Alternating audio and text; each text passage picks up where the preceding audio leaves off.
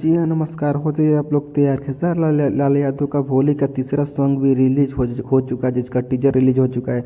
इसमें काम करने वाली है आस्था सिंह, जो बहुत ही खतरनाक मतलब अच्छी हीरोइन है। ठीक है, ये गाना का आप लोग बोल देख ही सकते हैं, थंबनेल में देखे होंगे। ठीक है, बहुत ही बवाल बवाल गाना शूटिंग हुआ है, देख सकते हैं आप लोग। इसका मतलब वीडियो शूट करने में बहुत ही मेहनत लगा। ठीक है, देखो बाहर रहे लगातार, ये गाना होली का है, जो मार्केट में आते ही बहुत ही बवाल मचाने वाला है खेसारी लाल यादव का।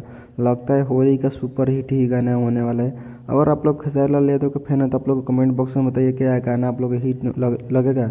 उससे पहले बता दो खेसारी लाल यादव का और बवाल बवाल गाना आने वाला है, जिससे कि आप लोग देख ही सकते हैं थंबनेल में। ठीक है, उससे पहले बता दूं खेसारी लाल यादव का और फैन है तो मेरे चैनल को सब्सक्राइब कर लीजिए, साथ में बेल आइकन को दबा दीजिए। इससे क्या हो कि आने वाली हर वीडियो की नोटिफिकेशन आप तरह मिलेगी।